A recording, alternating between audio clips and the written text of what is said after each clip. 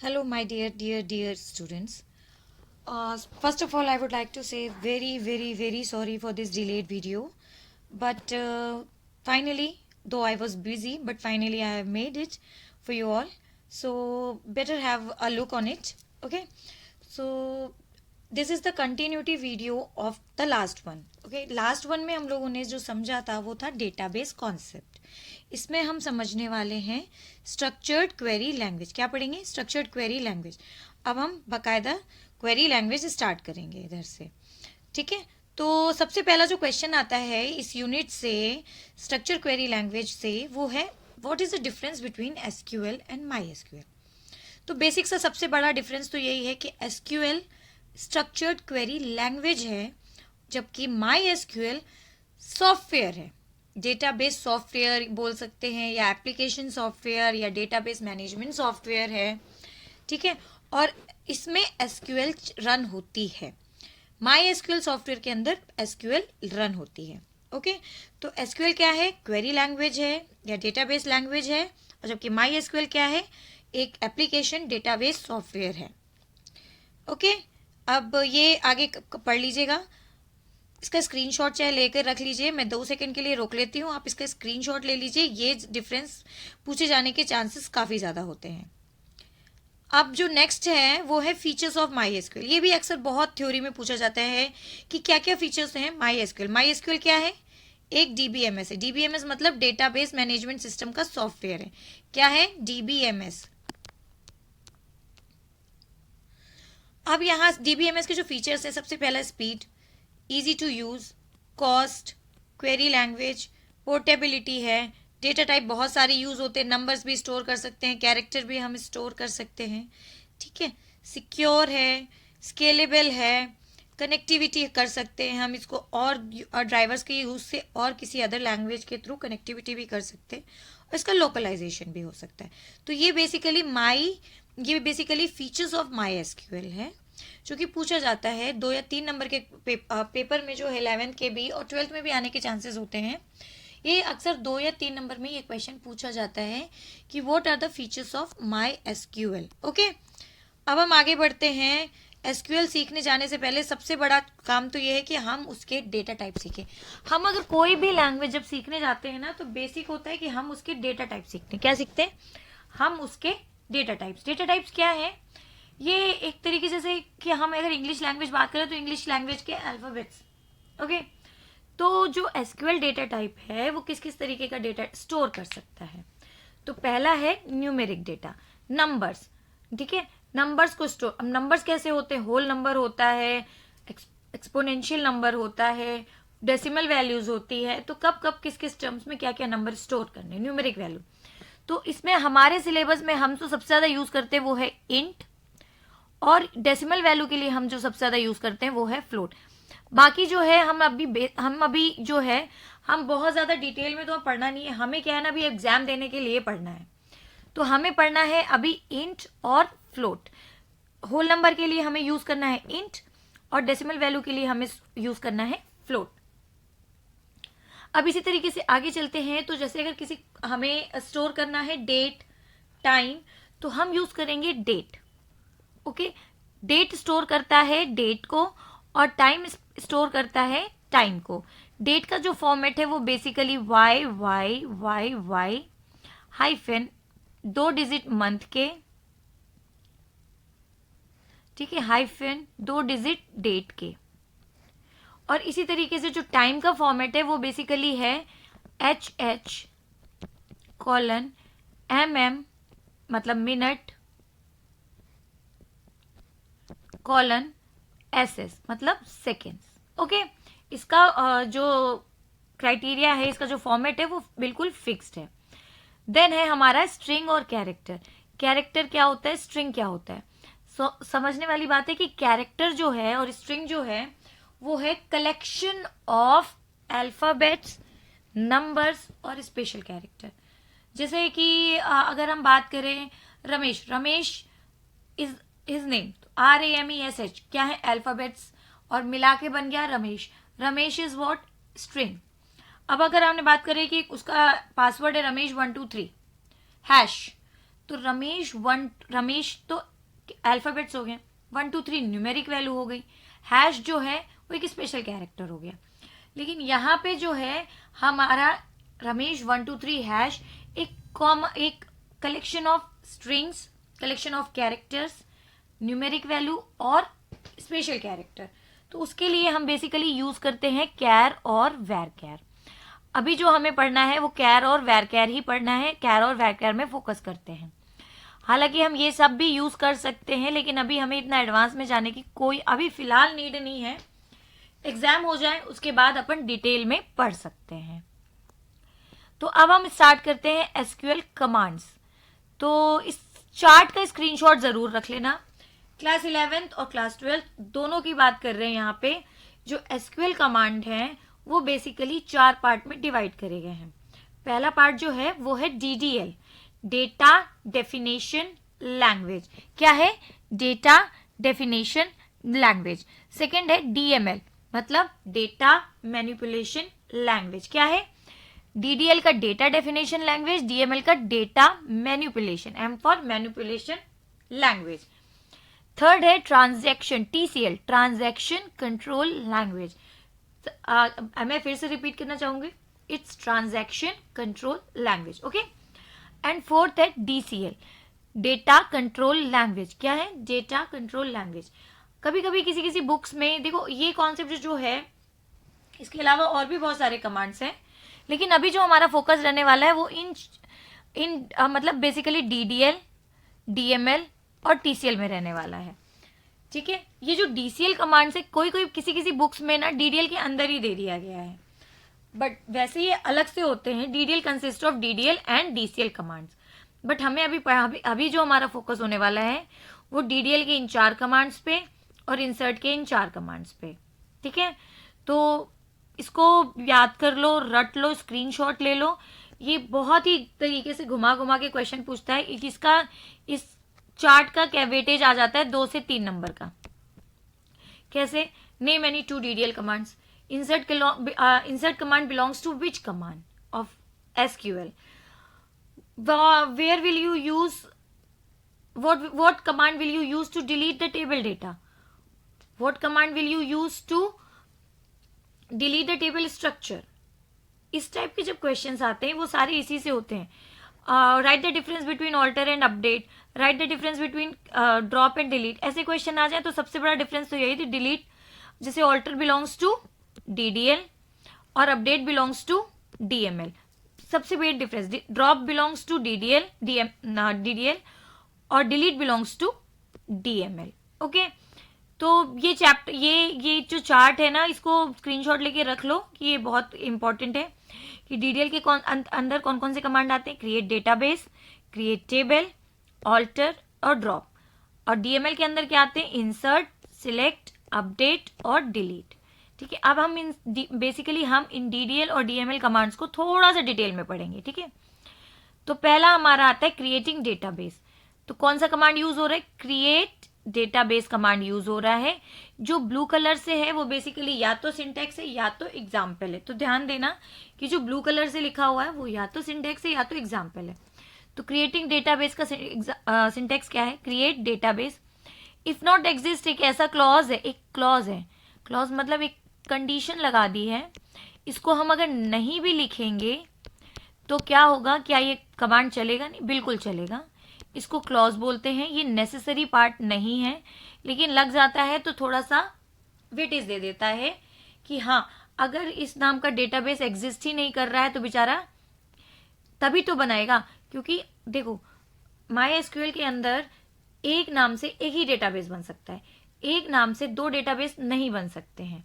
जैसे कि मैंने मेरे नाम से अगर डेटाबेस बनाया गरिमा, तो मेरे नाम से एक ही डेटाबेस होगा, उसमें दूसरा नहीं बन सकता। मुझे थोड़ा चेंजेस करने पड़ेंगे, भले ही मैं उसको गरिमा 1 2 3 कर दूं, गरिमा 1 कर दूं।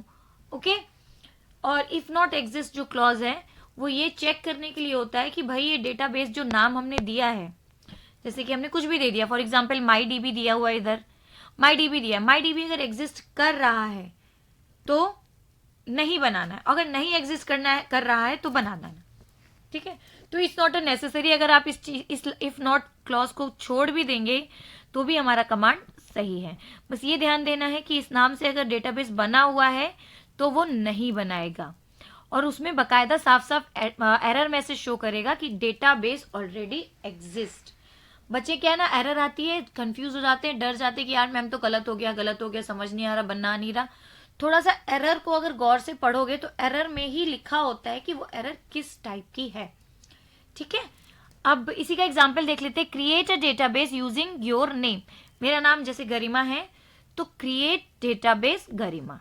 ठीक है, ये क्वेरी हो गई। 1 नंबर का क्वेश्चन आता है, क्रिएट क्वेरी लैंग्वेज के लास्ट में टर्मिनेटर कभी मत भूलना, इट्स कॉल्ड टर्मिनेटर, या तो इसको क्वेरी लैंग्वेज का एक फुल स्टॉप बोल देते हैं। जब तक अगर आप ये नहीं लगाएंगे कमांड आपका इनकम्प्लीट होता है। तो सेमी कॉलन, जिसको हम इस एसक्यूएल लैंग्वेज में क्या बोलते हैं, टर्मिनेटर, बहुत कंपलसरी है। इसको ध्यान रखना, जैसे ही तुम्हारी क्वेरी कंप्लीट होती है टर्मिनेटर लगाना ही लगाना है। ओके, अब नेक्स्ट क्वेश्चन है इसी का, just for an example, create database my DB. क्या है, क्रिएट डेटाबेस माई डीबी। तो इसका क्या होगा, ऑब्वियसली क्रिएट डेटाबेस, डेटाबेस का नाम क्या है, माई डीबी। तो हमने create database my DB. Okay, तो अब आगे बढ़ते हैं। अब इस डेटाबेस को तो बना लिया, क्या डेटाबेस खोलेंगे कैसे, why, how to open the database.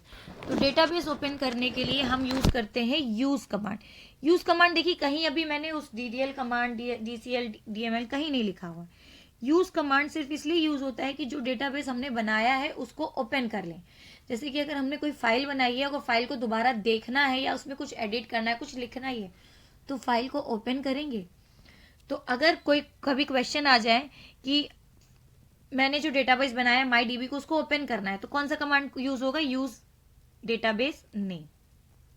जैसे कि अभी हमने लास्ट वाले पेज में बनाया है, कौन सा बनाया है, क्रिएट डेटाबेस माई डीबी। अगर हमें अब माई डीबी खोलना है, इस माई डीबी नाम के डेटाबेस को ओपन करना है, तो हम कौन सा कमांड यूज करेंगे, यूज माई डीबी। ओके, उसी तरीके से ओपन डेटा, ओपनिंग डेटाबेस हो गया। सॉरी यहाँ पे थोड़ी सी मिस्टेक हो रही है, इट्स डिलीटिंग डेटाबेस,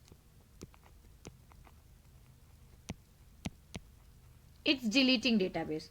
ओके, तो डिलीटिंग डेटाबेस मतलब डेटाबेस, जैसे कि अभी माई डीबी बनाया है, अब इसे डिलीट करना है, तो डिलीटिंग डेटाबेस के लिए हम क्या करते हैं, या रिमूव करने के लिए हम क्या करते हैं, ड्रॉप कमांड यूज करते हैं। कौन सा कमांड यूज करते हैं, ड्रॉप। इट्स बेसिकली सिंटैक्स हो जाता है इसका, ड्रॉप डेटाबेस, डेटाबेस नेम। तो वही मैंने बोला ना, जैसे हमें माई डीबी डिलीट करना, तो ड्रॉप डेटाबेस, डेटाबेस का नाम क्या है, माई डीबी। ठीक है, तो जब भी हम डेटाबेस डिलीट करेंगे तो कौन सा कमांड यूज करेंगे, ड्रॉप। ओके, थोड़ा सा उसमें करेक्शन कर लीजिएगा पीडी में, it's like not opening 2 bar copy हो गया है, it's deleting a database. Okay, और रिमूविंग अ डेटाबेस हम यूज करते हैं ड्रॉप कमांड। ड्रॉप कौन सा कमांड है, डीडीएल कमांड है। ठीक है, अब हम आगे बढ़ते हैं कि हमने डेटाबेस तो अपना बना लिया, डेटाबेस हमने अपना खोल भी लिया। अब डेटाबेस में जैसे हमारी कितनी टेबल्स बनी हुई है, अगर हमें वो देखना है तो कौन सा कमांड यूज करेंगे, शो टेबल्स। क्या यूज करेंगे, शो टेबल्स। और इसी में अगर मैंने कहा कि हमारे इस माई एसक्यूएल के अंदर कितने डेटाबेस बने, मुझे उसकी पूरी लिस्ट चाहिए, तो शो डेटाबेसेस। ध्यान रखना लास्ट में इट्स प्लूरल, डेटाबेस नहीं डेटाबेसेस, टेबल नहीं टेबल्स। ये ध्यान रखना, बच्चे यही गलती कर देते हैं, और हर कमांड के आगे टर्मिनेटर। ओके, बच्चे यही गलती कर देते, ध्यान ही नहीं देते कि उसमें डेटाबेस नहीं डेटाबेसेस है, और फिर बोलते हैं मैम हमने तो सही किया था, हमारे मार्क्स क्यों नहीं है, हमारे मार्क्स क्यों नहीं है। तो it's not show database, it's show databases. इससे क्या होगा, लिस्ट ऑफ क्रिएटेड, जितने भी तुम्हारे माइस्क्यूएल के अंदर डेटाबेस बन रखे हैं ना, सबकी लिस्ट आ जाएगी तुम्हारे सामने। और किसी डेटाबेस को रैंडमली भी आप सेलेक्ट करके यूज, जो भी डेटाबेस ले रहे हैं उसको खोल सकते हैं, कौन सा कमांड करके, यूज डीबी नेम, कोई भी। ठीक है, अब उस डेटाबेस डीबी नेम के अंदर कितनी टेबल्स बनी है वो देखने के लिए हम कौन सा कमांड यूज करते हैं, show tables. I hope clear हो रहा है, कंफ्यूजन नहीं होनी चाहिए बिल्कुल भी। नेक्स्ट क्वेश्चन है, कमांड है क्रिएट टेबल कमांड। कौन सा है, create table command. Create table command is basically used for creating a table in a database. Okay, this command is used for creating a table in a database. पहले तो सबसे पहले database बनाते हैं, then उस डेटाबेस को खोलते हैं, उसके बाद ही ये कमांड रन करेगा। आपने MySQL खोला अपने सिस्टम में, डेटाबेस ओपन नहीं किया कोई भी, और सीधे टेबल बनाने बैठ जाएंगे तो टेबल नहीं बनती है। ठीक है, टेबल बनाने के लिए फर्स्ट ऑफ ऑल क्या करना है, हमको क्या करना है, डेटाबेस बनाना है। क्या बनाना है, डेटाबेस। डेटाबेस बनाने के बाद यूज करना है, यूज डेटाबेस। यूज नहीं करेंगे तो कैसे वो नहीं चलेगा। ठीक है, यूज करने के बाद हमको क्या करना है, क्रिएट टेबल करनी है। क्या करना है, क्रिएट। बहुत ही इजी है, सिंटैक्स अगर दिमाग में रहेंगे ना तो कोई आपके ये कॉन्सेप्ट हटा नहीं सकता आपके माइंड से। कोई नींद में भी आपसे पूछेगा ना कि क्रिएट टेबल एक क्रिएट करके दिखाओ स्टूडेंट नाम की टेबल, आप नींद में भी क्रिएट कर सकते हो, बस कॉन्सेप्ट आपके क्लियर होने चाहिए। तो देखो पहले सिंटैक्स पढ़ लेते, क्रिएट टेबल जो कमांड है वो कैसे चलता है। तो सबसे पहले क्रिएट टेबल ऑफ टेबल का नाम, जो भी टेबल का नाम है वो यहां लिखना है। फिर ब्रैकेट, इसको बोलते हैं कर्व ब्रैकेट, ये खोलना है। और ध्यान देना जहां जहां ब्रैकेट खुलेंगे वो ब्रैकेट क्लोज भी होगा। ठीक है, और उसके बाद लास्ट में टर्मिनेटर। तो सबसे पहले क्या लिखना है ब्रैकेट के अंदर, column name space data type, उसके कर्व ब्रैकेट के अंदर उसका साइज। ठीक है, कॉमा, कॉलम नेम, दूसरे कॉलम का नाम, column name 2 space data type, उसका साइज। सेम एज यूज, कितने भी कॉलम आ जाए ऐसे कॉमा लगा लगा के, कॉलम का नाम, कॉलम स्पेस, कॉलम का डेटा टाइप और उसकी के साथ ब्रैकेट्स में उसका साइज। एग्जाम्पल के तौर पे देखिए, मैंने बनाया है एम्प्लॉय नाम की टेबल फॉलोइंग इंस्टेंस, मतलब इस ब्लूप्रिंट से हमको बनानी है एम्प्लॉय नाम की टेबल। तो हमारी टेबल का नाम क्या है, एम्प्लॉय। क्या है, एम्प्लॉय। एम्प्लॉय में अब देखो पहला क्या कॉलम, ये क्या लिखा हुआ है, ये हेडिंग है। क्या है, हेडिंग। कॉलम के नाम कहाँ है, ये रहे। तो पहले कॉलम कौन सी है, एम्प्लॉय नंबर। अब बच्चों को ये टेबल बनानी आ जाती तो बच्चे क्या करते हैं, क्रिएट टेबल, मैं बताती हूँ कैसे बच्चे कर देते हैं। मेरे बच्चे तो अक्सर ऐसे ही करते हैं, अब मुझे नहीं पता आप लोग ऐसे करते हैं या नहीं करते, मेरे स्टूडेंट्स ऐसे ही करते हैं। क्रिएट टेबल एम्प्लॉय, ब्रैकेट खोलेंगे और पहला कॉलम का जो नाम है जो कि ई नंबर है, मेरे बच्चे लिख देते हैं कॉलम नेम।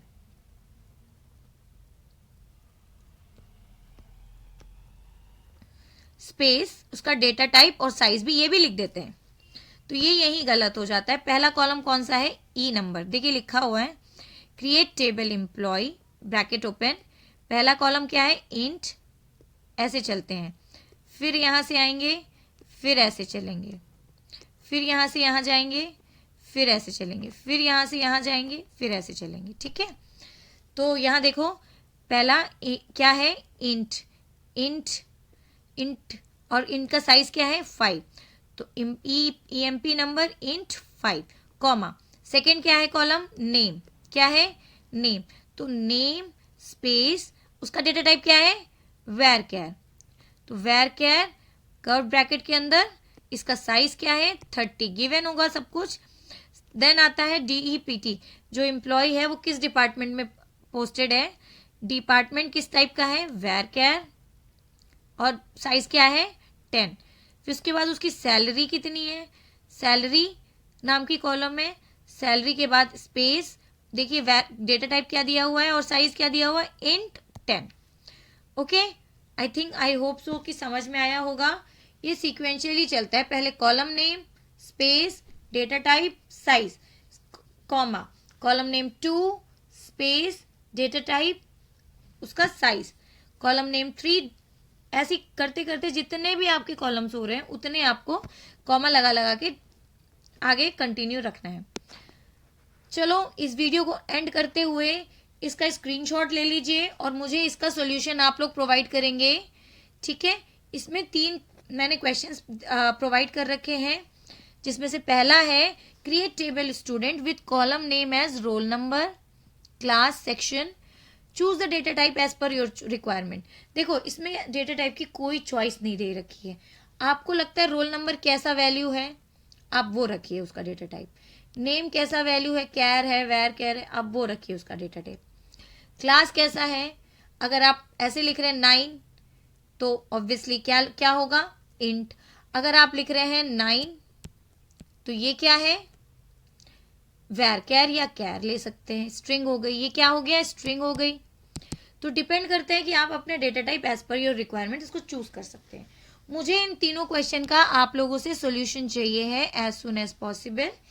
ओके, तो same as with second question में कॉलम नेम गिवन है, ठीक है, तो उसके डेटा टाइप गिवन है और उसका साइज गिवन है। सेम थर्ड क्वेश्चन है कि create a MySQL query, write a MySQL query to create a simple table countries, क्या नाम है टेबल का, कंट्रीज इंक्लूडिंग कॉलम्स, कॉलम क्या क्या है, कंट्री आईडी, कंट्री नेम और रीजन। डेटा टाइप नहीं गिवन है तो इस क्वेश्चन में भी आपको डेटा टाइप अपने हिसाब से चूज करना है। फर्स्ट और थर्ड क्वेश्चन में आपको डेटा टाइप अपने अकॉर्डिंगली यूज करना है। सेकंड क्वेश्चन में डेटा टाइप भी गिवन है और डेटा टाइप का साइज भी गिवन है। मोस्ट प्रोबेबली केसेस में क्या होता है ना कि डेटा टाइप और उसका साइज गिवन होता है, बट फिर भी अगर नहीं होता है तो हमें ये नहीं है कि हमारा स्किप करना चाहिए।